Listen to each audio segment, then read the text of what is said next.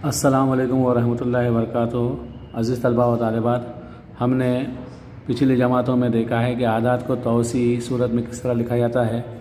जैसा कि 425 है, इसको अगर तौसी सूरत में लिखो बोले तो हम क्या करते हैं कि 400 का सैकड़े का 400 को 400 लिखते हैं, दहाई को 2 को 20 लिखते हैं और इकाई के 5 को 5 लिखते हैं। इकाई वाले जो अदद होता है इसको इकाई के अदद को सिर्फ जो है वही लिखते हैं, अदाई वाले अदद को सिफर लगा के लिखते हैं 20 और सैकड़े वाले अदद को 2 सिफर लगा के 400 लिखते हैं। इस तरह हमने तौसी सूरत में लिखने के सवाल हमने हल किए हैं।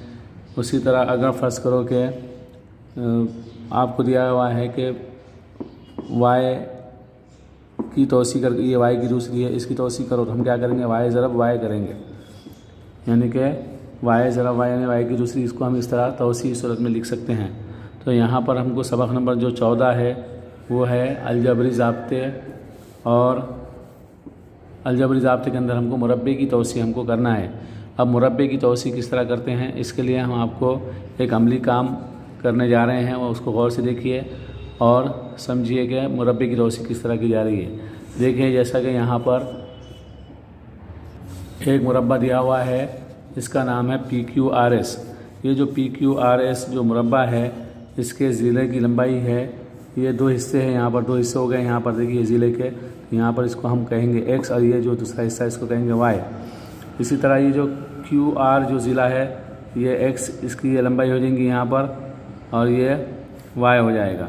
इसी तरह यहाँ पर भी ये X ये Y, ये ज़िला XY, ये ज़िला XY, और ये भी X और ये Y। इस 2 हिस्से हो गए, इसलिए हमने 2 नाम दिए अलग अलग। X यहाँ से दूसरा हिस्सा Y, X फिर यहाँ से दूसरा हिस्सा Y, ये X यहाँ से दूसरा हिस्सा Y, ये X और यहाँ से दूसरा हिस्सा Y। इस तरह जो है तो मुरब्बे को हमने, ये जो मुरब्बा है इसके 4 हिस्से किए हैं। मुरब्बे के 4 हिस्से करने पर हमको यहाँ पर 4 अशकाल हासिल हुई हैं। पहली एक जो है तो मुरब्बा नंबर 1 है, उसके बाजू की शक्ल मुस्ततिल की है, इसलिए हमने इसको नाम दिया मुस्ततिल नंबर 1। उसके बाद ये जो और एक मुस्ततिल बना है, इसको हमने नाम दिया मुस्ततिल नंबर 2। और एक मुरब्बा बनाया यहाँ पर, तो इसको हमने मुरब्बा नंबर 2।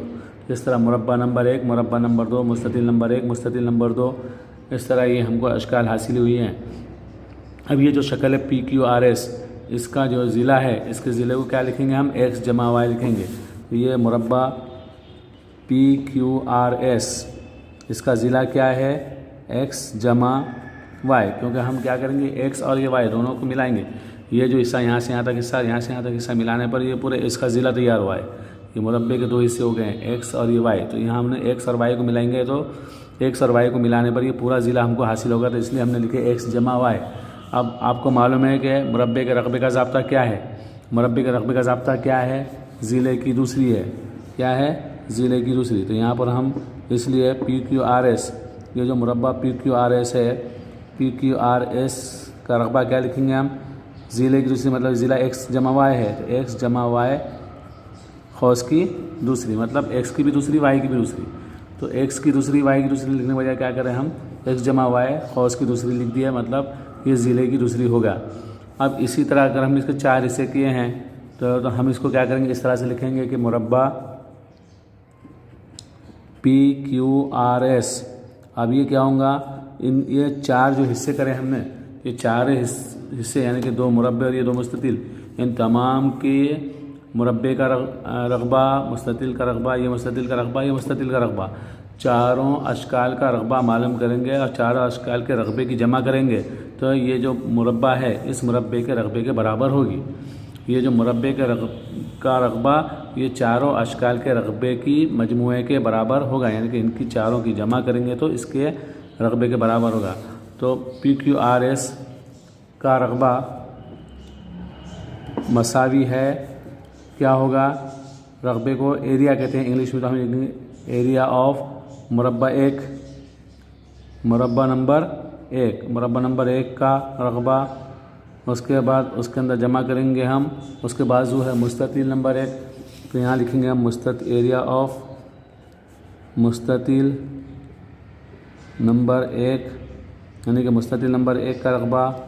फिर हम उसके अंदर जमा करेंगे मुस्ततिल नंबर 2 का रकबा, मुस्ततिल नंबर 2, मुस्ततिल नंबर 2 का रकबा लिखेंगे। उसके बाद پھر اس کے اندر ہم جمع کریں گے مربع نمبر 2، مربع 2 کا رقبہ۔ تو اس طرح ہم یہ چاروں رقموں کی جمع کریں گے، مربع نمبر 1، مستطیل نمبر 1، مستطیل نمبر 2 اور مربع نمبر 2۔ یہ چاروں کے رقبوں کی جمع PQRS کے رقبے کے برابر ہوگی۔ دیکھیے اب یہاں پر مساوی ہے، PQRS کا رقبہ کیا ہے؟ X جمع Y، قوس کی دوسری ہے۔ مربع نمبر 1، مربع نمبر 1 کا ضلع کیا ہے؟ X ہے۔ یہ جو مربع ہے اس کا ضلع X ہے، تو X کی دوسری یہاں ہم لکھیں گے، جمع مستطیل کا رقبہ کیا ہے؟ لمبائی ضرب چوڑائی۔ اب یہ مستطیل نمبر 1، اس کے اندر یہ لمبائی اور یہ چوڑائی، لمبائی X ہے چوڑائی Y ہے، تو ہم لکھیں گے XY۔ تو یہاں پر ہم لکھیں گے X ضرب Y، یعنی کہ XY بھی لکھ سکتے ہیں، ضرب کی علامت بھی درمیان میں لگانے کی ضرورت نہیں ہے، صرف XY لکھیں، مطلب X اور Y کے درمیان میں کیا ہے؟ ضرب ہے۔ اس کے بعد جو تیسری شکل ہے، دوسرا مستطیل نمبر 2، تو یہ مستطیل نمبر 2 میں بھی X اور یہ Y ہے، X لمبائی ہے Y چوڑائی ہے، تو ہم یہاں لکھیں گے X ضرب Y، یہ اس مستطیل کا رقبہ ہوگا۔ اس کے بعد جو چوتھا ہے مربع نمبر 2، یہ مربع نمبر 2 ہے، مربع نمبر 2 کا ضلع کیا ہے؟ Y ہے، تو ہم یہاں لکھیں گے جمع Y کی دوسری۔ مربع نمبر 1 جمع مستطیل نمبر 1 کا رقبہ جمع X مستطیل نمبر 2 کا رقبہ جمع مربع نمبر 2 کا رقبہ۔ ان چاروں کے رقبوں کو جمع کریں گے تو مربع PQRS کا رقبہ آئے گا۔ اب یہ X جمع Y، قوس کی دوسری مساوی ہے X کی دوسری جمع، اب یہ XY، یہ XY، دونوں ایک ایک XY ہم کیا کریں گے؟ دونوں کی جمع کریں گے تو کیا ہو جائے گا؟ 2XY ہو جائے گا۔ کیا ہو جائے گا؟ 2XY، اور جمع یہ Y کی دوسری جیسا کہ ویسا۔ اس طرح X جمع Y کی دوسری مساوی ہے X کی دوسری جمع 2XY جمع Y کی دوسری، ہم کو یہ ضابطہ حاصل ہوتا ہے۔ اب یہ جو X جمع Y قوس کی دوسری ہے، X جمع Y کی دوسری، یہ جو الجبری عبارت ہے، اس الجبری عبارت کی ہم ضرب کریں گے۔ اب الجبری عبارت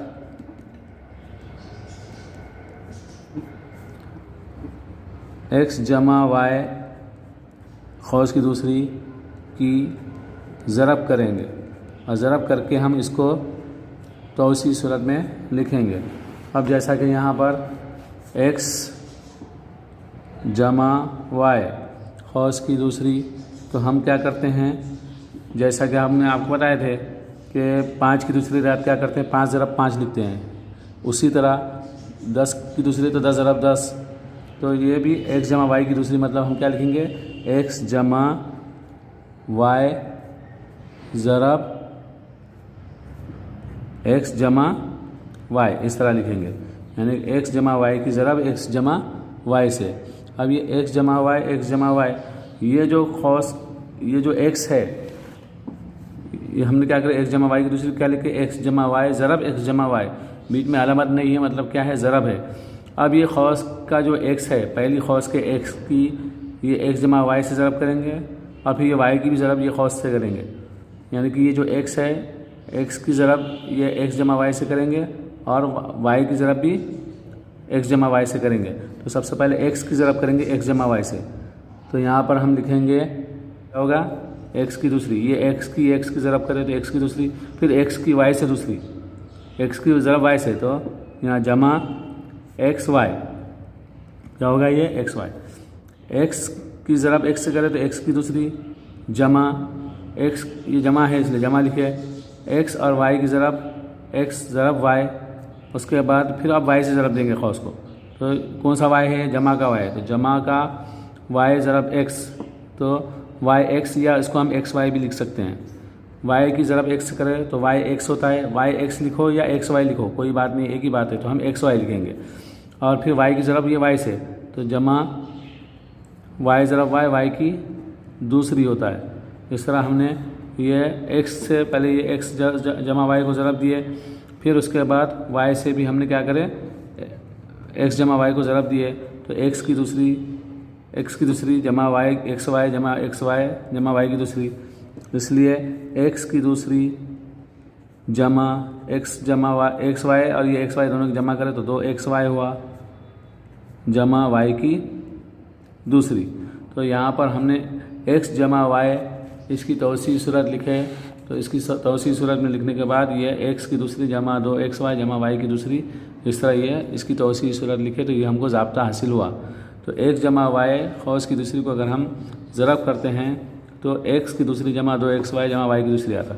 अब उसी तरह अगर फ़र्ज़ करो कि x मनफी y है और ये खौस की दूसरी है, तो अब इसको हम क्या करेंगे, अगर हम इसकी ज़रब करेंगे x मनफी y और x मनफी y, x मनफी y की दूसरी मतलब x मनफी y की ज़रब x मनफी y से। अब हमने आपको बताया था कि जो पहली खौस के दोनों जो x और y है इनकी ज़रब किससे करेंगे, दूसरी खौस के x y से करेंगे। तो पहले ये जो x है x की ज़रब करेंगे इसके x और y से, तो x की x से ज़रब करें तो क्या हो गया, x और x की दूसरी, x की और x की ज़रब करें तो क्या हुआ, x की दूसरी हुआ। और उसके बाद फिर तो यहाँ x और ये मनफी का y इनकी ज़रब करें, ये जमा का x मनफी का, तो जमा मनफी क्या होता है, मनफी होता है, मनफी xy होगा। क्या होगा ये, मनफी xy। क्यों xy हुआ, ये जमा का x की ज़रब हमने मनफी के y से करे, तो ज़रब क्या होगी, x मनफी y होगा, मनफी xy होगा। उसके बाद फिर अब क्या करेंगे, हम y से ज़रब देंगे। अब ये हमने x से ज़रब दे दी तो ये जवाब आया। अब y से ज़रब देंगे, तो y से पहले x को ज़रब देंगे, तो मनफी का y और ये जमा का x है, तो मनफी जमा क्या होगा, मनफी हुआ, तो मनफी xy होगा। क्या होगा, मनफी xy, y की ज़रब x से करें तो yx होता है, हम yx लिखो या xy लिखो एक ही बात होती है, तो यहाँ मनफी xy होगा। और ये y मनफी के y की मनफी के y से ज़रब, पहले मनफी के y से किससे ज़रब दिए, x से दी, अब मनफी के y से ज़रब देंगे, तो मनफी के y की मनफी के y की ज़रब करें तो मनफी मनफी जमा होता है, जमा y की दूसरी हुआ। अब यहाँ पर x की दूसरी मनफी का xy, ये मनफी का xy यानी कि दोनों की जमा, तो यहाँ होगा मनफी 2xy, दोनों की जमा करेंगे लेकिन अलामत मनफी की आएगी, ये भी मनफी है ये भी मनफी है इसलिए मनफी की अलामत आएगी, और दोनों मनफी है तो दोनों मनफी होने की वजह से मनफी मनफी जमा होता है इसलिए जमा करेंगे। तो xy में xy मिलाए तो xy ये जमा हो गया, और ये जमा y की दूसरी जैसा कि वैसा। तो ये x मनफी y की दूसरी की अगर हम तौसीई सूरत करते हैं तो उसकी तौसीई सूरत क्या होती है, x की दूसरी मनफी 2xy जमा y की दूसरी। अगर हम x जमा y की तौसीई सूरत करते हैं तो x की दूसरी जमा 2xy जमा y की दूसरी होता है, और अगर हम x मनफी y की दूसरी की तौसीई करते हैं तो x की दूसरी मनफी 2xy जमा y की दूसरी होता है। तो इस तरह हमने आपको बताया कि तौसीई सूरत में लिखने के बाद हमको ये दो ज़ाब्ते हासिल हुए, एक ये पहला ज़ाब्ता हासिल हुआ और ये दूसरा ज़ाब्ता हासिल हुआ। तो इन ज़ाब्तों को ध्यान में रखते हुए हमको आगे के जो मशक़ी सवालात है उन मशक़ी सवालात को हमको हल करना है।